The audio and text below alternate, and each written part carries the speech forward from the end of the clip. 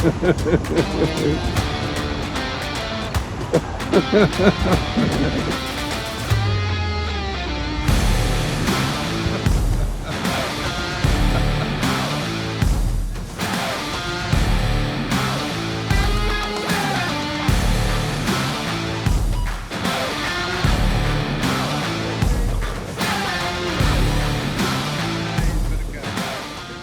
morning, gents. Okay, so today, tip of the week.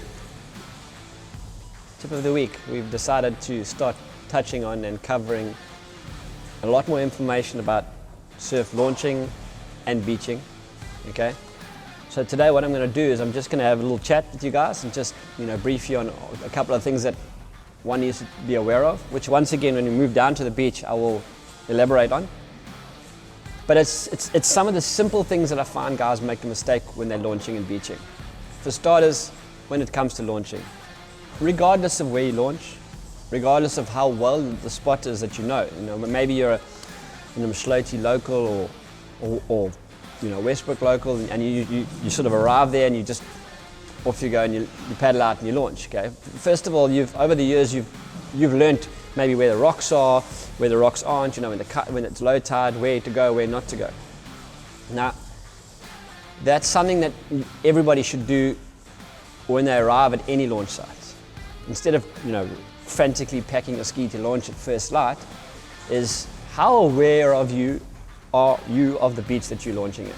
And that is, I'll take Westbrook for example. There's a set of rocks on the right, there's actually a rock on the shore break in the one spot, and to the left there's a rock in the middle on the shore break. So as a local, you know where they are. And a non-local, you arrive down at launch site, you sort of look there in a little bit dark and you look at the high tide and you think, okay, cool, I'm just gonna paddle out now. But take the time to be aware of your surroundings at a launch site. And what goes hand in hand with that is, maybe there's 10 or 15 of you guys on the launch site, and I've seen it happen time and time and time again. Well, what the guys will do is, let's say, James over there, he rushes down and he launches. Now, how well do you know that guy? Is he an experienced angler or is he a novice? Okay. An experienced guy like myself, if I go down to a launch site, I've worked out exactly where I'm going to launch. I'm in the water, I'm gone, and I'm fishing. Now, that's great. If you know me, and you guys will probably, come, maybe some people will follow. What I'm trying to say is, too many people are like sheep. Like, first oak to launch, everybody goes where he was, and they jump in behind and they go. But how do you know that oak has picked the right spot? How do you know that he's actually not paddling in probably one of the hardest spots? Maybe he's 20 meters to the right of where a rip is, or maybe he's actually on top of the rocks that you don't really know, but he's a novice and he's decided to paddle out. Now you've taken it upon yourself just to follow this guy. Blind leading the blind, as they say. Better to take a step back, and like I say, be aware of your surroundings, be aware of where you're comfortable to launch. Maybe the shore break's a little bit smaller on the right, and on the left the shore break's a little bit bigger, but the mid break is fuller and it's less, breaking a little bit softer. You're more comfortable on the left, and you go on the left. More comfortable on the right, because you can negotiate a shore break easily, then you go on the right. Okay, so that's my big tip, is just to stop, be aware of your surroundings. And the same applies once you've sort of worked out where you're going to launch and how comfortable or how safe you feel.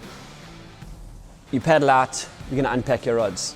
First thing I always do when I paddle out and that is I stop, I look behind me, I take a little bit of a landmark, okay, maybe where my car is parked, or a tree, or another car in the car park, or a freaking flag on the beach or something. And that's my landmark for when I return to the beach later on that afternoon, or that morning or whatever. That's where I'm going to come in, because that's where I launched, and that's where I know is probably the safest or the best option for me to come in. So take a landmark, it gives you an idea of where to come in and out. Sometimes it can be a bit deceiving. You launch, you come back later and you look at the sea and you're like, wow, where did I launch? Because it's just too much going on, or you can't see the beach from that angle. So take a time to be aware of where you launched and where you're going to come in. Once you can do that, you're in a much better position to give yourself a better chance at coming in safely. And the same applies, obviously, like I said, with beaching, with launching, sorry. So yeah, biggest thing is tip number one, don't follow someone else blindly. Secondly, be comfortable with your surroundings of where you're launching and what you feel comfortable with. one of the options that I say to the guys is, and it's something that I'd recommend to everybody, is in just that concept alone,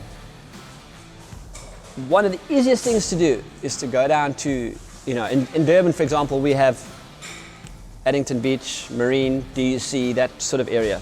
Surf's a little bit smaller, a little bit easier. Or you can do it at any beach as long as you're comfortable with the surf. But maybe one of those days, head down to the beach, no rods, no tackle, nothing in your ski, just you and a paddle and your kayak. And literally paddle out to the surf, turn around, come back in. Paddle out, come back in.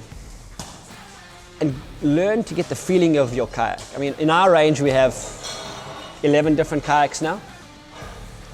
Maybe from the years of me testing different kayaks and paddling different kayaks, I've got an understanding of what each of the kayaks in the range can do. So, the longer kayaks, because they don't turn as easily, I'll ride a wave or pick a wave differently to the shorter kayaks, which I'm comfortable that I can surf a lot easier because they turn a lot faster. So it's getting used to the kayak that you own, getting used to the abilities of the kayak that you own. Can it turn faster? Do you need to sort of line up the wave from a little bit further back? Have you got the advantage of speed to get you into the right position? You need to, even as a novice, try and understand a little bit more about your kayak, what it can and cannot do. Maybe it's like when you're a kid and you're riding a bicycle. The first time you go down a hill, you're holding both the brakes and you're like, big eyes, nervous. By the afternoon, you got no brakes, hands in the air saying, look, mom, no hands. It's because you've got confident with your own ability on the bicycle or confident in your own ability in your surroundings. Now, kayaking is no different.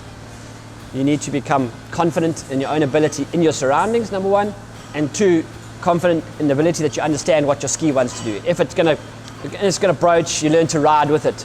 If it's, if you need the speed to come up in the shore break on the top of the back of a wave, you've got the confidence that you can do that. So that's really my tip of the week, guys, is something, maybe it sounds very small to some people, but it's something that can make a huge difference, is just being comfortable in your surroundings, being comfortable on your craft, understanding what you can and can't do.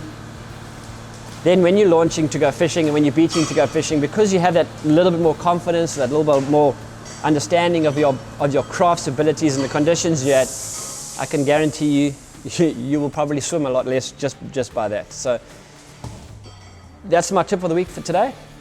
Confidence in your ability and your surroundings. Once you get that, I can promise you, the next few videos and the next few things that we do on the surf, launching and beaching, each little step will help you understand what we're trying to achieve. We're going to cover, launching in a shore break, launching in a deep trough, reading a mid break, reading a back line. All those things we'll get through. But we need to touch on the basics first, and that's one of the basics that we needed to cover. That's my tip of the week.